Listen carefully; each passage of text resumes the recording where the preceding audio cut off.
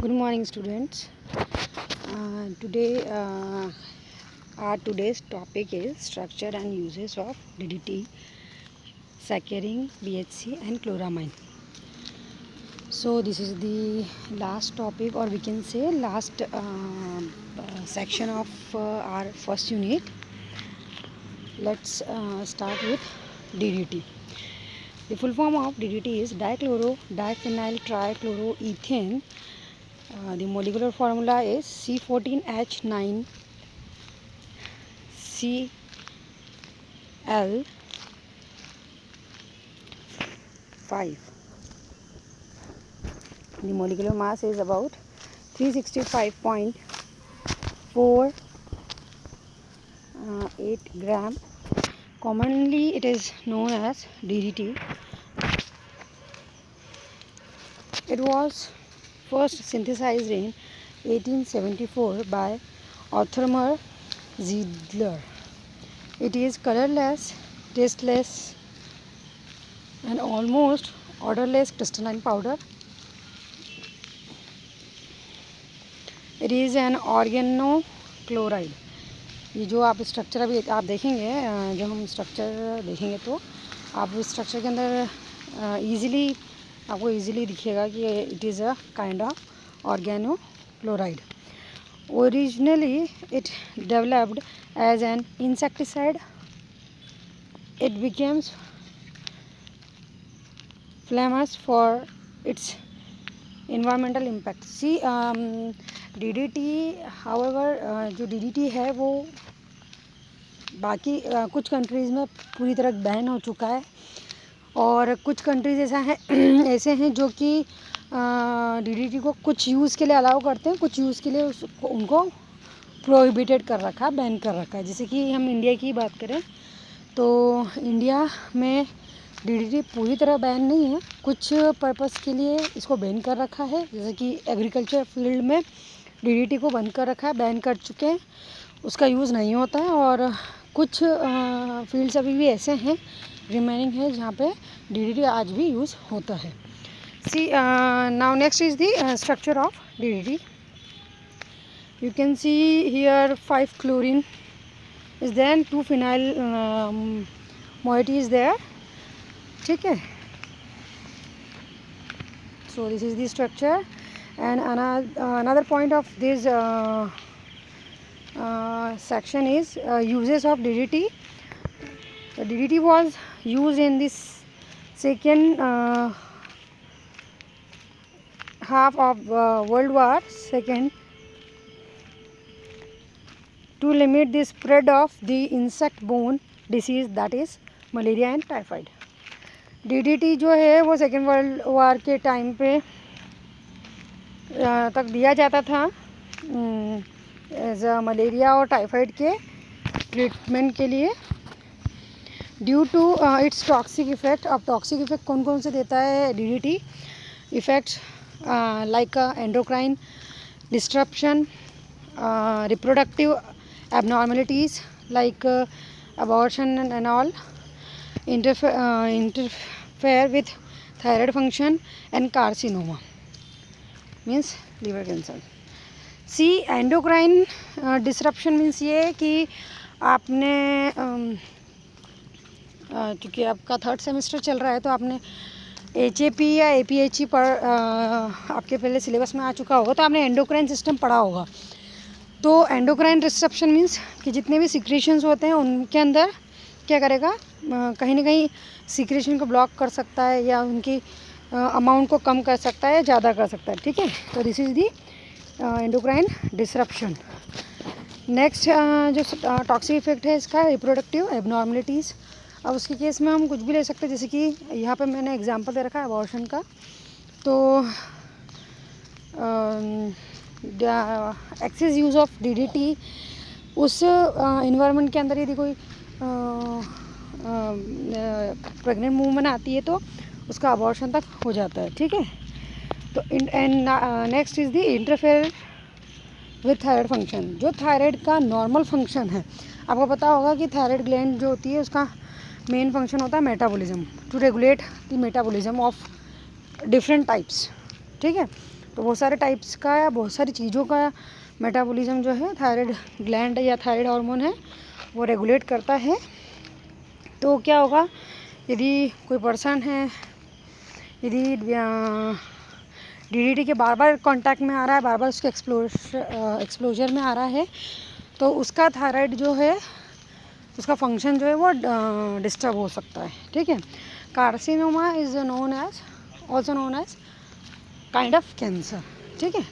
तो यहाँ पे स्पेसिफाई कर रखा है, यदि आप DDT के रेगुलर कांटेक्ट में आते हैं, देखो कोई किसी भी चीज़ का लिमिट यूज़ जो रहता है वो हार्मफुल नहीं होता है, बट हाँ एक्सेसिव यूज़ जो रहता है वो नुकसान या प्रॉब्लमेटिक रहता ही रहता है। और DDT के तो मैक्सिमम टॉक्सिक इफेक्ट हमें पता है और हम देख भी रहे हैं। तो यदि इसका कांटेक्ट आता है, तो कांटेक्ट में यदि कोई पर्सन आता है DDT के बार बार, तो उसको लीवर कैंसर होने के भी चांसेस रहते हैं। In 1972, US Environmental Protection Agency, that is known as EPA, nearby all domestic use of DDT ban कर चुकी थी। US की EPA जो थी वो 1972 के अंदर ऑलमोस्ट सारे डोमेस्टिक यूज़ से DDT को एलिमिनेट आउट कर दिया था। DDT is banned for agricultural uses in India. However, it continues to be used for fumigation against mosquitoes in several places in India. मैंने आपको पहले भी बताया कि कुछ कंट्रीज़ हैं जहाँ पे DDT पूरी तरह से बैन हो चुका है, और कुछ कंट्रीज़ ऐसी हैं जहाँ पे कुछ यूजेस के लिए DDT को अलाउ कर रखा है, कुछ यूजेस के लिए उसे बैन कर रखा है। ठीक है। तो सिमिलर टू दैट इंडिया के अंदर भी एग्रीकल्चर यूज़ के लिए DDT को पूरी तरह कम्प्लीटली बैन कर रखा है, और जो फ्यूमिगेशन होता है मॉस्किटोज़ के लिए, जो स्प्रे यूज़ किए जाते हैं मॉस्किटो एज अ रेपेलेंट, तो उस कंडीशन के लिए इंडिया के अंदर इसको यूज़ किया जाता है। ठीक है। So this is the R DDT. Now next is the chloramine. It is the derivative of ammonia in organic amines. ठीक है। अभी आप स्ट्रक्चर देखेंगे तो आपको फिर से क्लियर हो जाएगा कि इसका स्ट्रक्चर कैसा है, और इसका थोड़ा डिस्क्रिप्शन आपको आइडिया लग जाएगा। ठीक है। Chloramine are formed during a reaction with chlorine and ammonia. ठीक है। इसका स्ट्रक्चर आप देख ही लीजिए, सिंपल सा स्ट्रक्चर है ये रहा। ठीक है। क्लोरीन और अमोनिया से मिलकर बना है, छोटा सा सिंपल सा स्ट्रक्चर है इसका। It is a amine which contains one chlorine atom which is directly bond with nitrogen atom. Inorganic chloramines are formed when dissolved with chlorine and ammonia reacts. During this reaction, three different forms generated. तो आप देख सकते हैं जब इनकी आपस में reaction कराई जाती है अमोनिया और क्लोरीन की, तो क्लोरामाइन के 3 फॉर्म्स हमें मिलते हैं। अगेन वही मोनो, डाई एंड ट्राई। तो depending upon the amino group and chlorine it may vary. First is the NH2Cl means monocloramine, NaCl2, ठीक है, डाइक्लोरामाइन, और NCl3 मीन्स ट्राइक्लोरामाइन। दोनों मोइटी का ऑल्ट्रेशन है इसमें, अमोनिया ग्रुप का भी और क्लोरीन का भी। ठीक है। अब हम नेक्स्ट पॉइंट पे जाएंगे क्लोरामाइन के, that is uses of chloramine. तो chloramine can be use as bleaching agent, disinfectant and organic disinfectant. आपको पता होगा कि डिसइंफेक्टेंट क्या होते हैं। तो ब्लीचिंग एजेंट की तरह, ठीक है, यूज़ किया जाता है क्लोरामाइन, और टू ब्लीच समथिंग, ठीक है, तो ब्लीचिंग एजेंट की तरह और डिसइंफेक्टेंट की तरह यूज़ किया जाता है। Chloramine can be use to improve order and flavour. मैंने भी आपको बताया ब्लीच करना, ठीक है, तो उसको वैसे ही ऑर्डर और फ्लेवर को इम्प्रूव करने के पर्पस से भी क्लोरामाइन का यूज़ किया जाता है। It use as disinfection of drinking water and waste water, ठीक है। ड्रिंकिंग वाटर को भी डिसइंफेक्ट करता है और वेस्ट जो वेस्ट वाटर होता है उनको भी डिसइंफेक्ट करता है, ठीक है। और this is the structure we have already discussed. Last is the saccharin. Saccharin से भी सभी फेमिलियर हैं। It is an as you all knows it is artificial sweetener with it is artificial sweetener with effectively no food energy. अब देखो ये point जो है weight loss से कनेक्टेड होता है। वेट लॉस से कैसे कनेक्टेड होता है? जब यदि नो फूड एनर्जी है तो पहले के टाइम पे क्या करते थे, इस प्रॉपर्टी मतलब कह सकते हैं हम इसको, it is a kind of property of some compound. तो सैकरीन की ये प्रॉपर्टी है कि नो फूड एनर्जी, मतलब इसके अंदर कोई भी फूड एनर्जी नहीं होती, तो ये इजीली लिया जा सकता है ऐसे पर्सन को जो कि अपनी कैलोरीज नहीं बढ़ाना चाहते। और ऐसे पर्सन होते हैं ऐसे पर्सन वो होते हैं जिनको अपना वेट लूज़ करना होता है, ठीक है। मतलब वो खा भी लें, उस चीज़ को ले भी लें और उसकी कैलोरीज भी ना बढ़े। तो कुछ टाइम के लिए इसको वेट लॉस के लिए भी यूज़ किया था। मैं आपको आगे डिस्क्राइब करूँगी। It is an artificial non nutritive sweetener, ठीक है। इसका कोई न्यूट्रिशन वैल्यू नहीं होती। That is use in production of various foods and pharmaceutical products. यह फूड की तरह भी यूज़ किया जाता है और कुछ फार्मास्यूटिकल प्रोडक्ट्स हैं उनके अंदर भी इसे यूज़ किया जाता है। It is first discovered in 1879। It is use became widespread during World War First because of sugar shortage। अब वहाँ पे फर्स्ट वर्ल्ड वार के टाइम पे क्या हुआ था, शुगर की शॉर्टेज आ गई थी। अब चूँकि ये sweetening as a sweetener use हो सकता है, मीठा होता है, तो इसको शुगर की रिप्लेसमेंट में यूज़ किया गया था क्योंकि उस टाइम पे शुगर की शॉर्टेज थी। During 1960 marketers promoted it as a weight loss agent. देखो ऐसा ही वेट लॉस नहीं कर रहा है, ठीक है। समझना ये चीज़ को कि एक्चुअल में ये वेट लॉस नहीं कर रहा है, पर ये क्या कर रहा है, जैसे कि बहुत बार ऐसा होता है, जैसे कि अब चाय टी एक ऐसी चीज़ है जो कि असेंशियल है फॉर एवरीबॉडी। मतलब मैक्सिमम से मैक्सिमम पॉपुलेशन जो है वो मॉर्निंग में उठते ही चाय लेना पसंद करती है, ठीक है। तो अब उसके अंदर शुगर भी चाहिए होती है, ठीक है। तो यदि वो एक्चुअल शुगर ऐड करते हैं, एक्चुअल शुगर से यदि चाय बनाई जाती है या चाय लेते हैं, तो उस पर्सन को जो कि हेल्थ कॉन्शियस है और उसको वेट भी गेन नहीं करना चाहता, तो ऐसे टाइम पे ऐसा पर्सन जो अपने हेल्थ को लेके भी कॉन्शियस है, तो वो उस जगह शुगर की रिप्लेसमेंट में सैकरीन ऐड कर सकता है, ठीक है। तो इस कंसेप्ट को लेके 1960 में मार्केटर्स ने क्या करा, इसका use as a weight loss agent इसका प्रमोट किया। It is white crystalline powder. ऐसा सैकरीन तो हम सब लोगों ने देखा हुआ है। And this is the structure, ठीक है। वन फिनाइल ग्रुप है, benzene ring fuse with carbonyl group, SO2 NH group, ठीक है। One and most important point is this: it is about 300 to 400 times sweeter as sucrose। Sucrose जो है उससे 300 से, sucrose के जैसा ही 300 से ज़्यादा टाइम ये स्वीटनर की तरह यूज़ किया जाता है। उतना ही उससे ज़्यादा ये स्वीट होता है। यूज़ की बात कर रहे हैं और इतने, हालांकि इतने यूज़ हमने देख लिए, पर इसके अलावा भी और यूजेस हैं।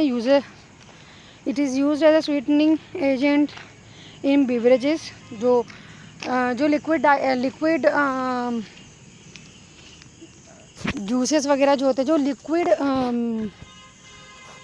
क्या कह सकते हैं, लिक्विड हम जो पीते हैं, जैसे कि फ्रूट जूस है, कोल्ड ड्रिंक्स वगैरह हैं, ठीक है, कुछ बेवरेजेस आते हैं, ठीक है, या इनके बेस प्रिपेयर करने के लिए भी इसको एज अ स्वीटनर यूज़ किया जाता है, as a sugar substitute for cooking and table use,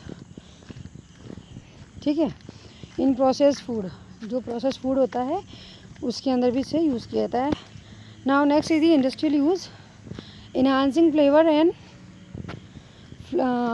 flavor in the chewable vitamin and mineral tablets, ठीक है। तो जो टैबलेट्स होती हैं विटामिन और जो मिनरल्स की जो टैबलेट होती है, उनके टेस्ट मास्किंग के लिए भी यूज़ किया जाता है। टेस्ट मास्किंग मतलब ये कि यदि कोई हम टैबलेट या कोई टैबलेट ले रहे हैं किसी चीज़ की भी, किसी भी ब्रांड वगैरह की, यदि वो उसका टेस्ट बीटर है या अनप्लीजेंट है तो उसके ऊपर कोटिंग की जाती है, एज वी ऑल नोज। तो उसके ऊपर जो कोटिंग जो होती है वो जनरली शुगर्स की होती है। तो क्या होगा, वो शुगर की कोटिंग ना होकर सैकरिन की कोटिंग भी हो सकती है, ठीक है। Next is the retaining test and physical property of chewable gum. तो जो एक्चुअल टेस्ट है और जो फिज़िकल प्रॉपर्टी है वो सच वैसे ही रहेगी यदि हम इसका यूज़ करते हैं, तो रिटेन करके रखता है उनका टेस्ट और फिज़िकल प्रॉपर्टीज़ को। और लास्ट पॉइंट है इसका, improving the flavour end of the ingredient in bakery products. Bakery product का जो फ्लेवर है वो इन्हांस करता है, बढ़ाता है। Next and last BHC, it is benzene hexachloride, that's why it is known as, or we can say it is abbreviated as BHC. The molecular formula is C6H6Cl6. It is also known as linden or gamma HCH or gamma hexachlorocyclohexane, gamma xanthine, gammalin and BHC। इतने सारे इसके नाम हैं, इतने सारे नाम से इसे जाना जाता है। इट इज़ ऑर्गेनोक्लोरीन, जैसा कि हमने इससे पहले भी देखा था ऑर्गेनोक्लोरीन, ठीक है, ऑर्गेनिक नेचर का है और क्लोरीन भी है, ठीक है। Chemical and is an isomer of hexachlorocyclohexane that has been used both as an agricultural insecticide as an pharmaceutical treatment for lice and scabies. lice मतलब होता है जो हमारे हेयर्स के अंदर जो स्मॉल से इंसेक्ट होते हैं ना, ठीक है, ब्लड सकिंग इंसेक्ट जो और जो स्कैबीज होता है वो एक टाइप का स्किन इन्फेक्शन होता है जिसके अंदर हमारी स्किन रेड होके स्किन हल्की हल्की सी निकलने लग जाती है, रिमूव होने लग जाती है। So this is the structure of BHC and uses again same scabies treatment के लिए और लाइस इन्फेस्टेशन के लिए। स्कैबीज के लिए जनरली ये लिंडन जो है, लिंडन की क्रीम आती है, और जिस भी एरिया में स्कैबीज होता है उस जगह पे लिंडन की जो क्रीम आती है वो अप्लाई की जाती है। और लाइस इन्फेस्टेशन के लिए क्या होता है, उसके लिए शैम्पू आते हैं, ठीक है। तो ये this is the end of our first unit, ठीक है। तो एक बार फिर से पूरी यूनिट को अच्छे से देख लीजिएगा, कोई डाउट हो तो आप क्लियरली पूछ सकते हैं मैसेज पे।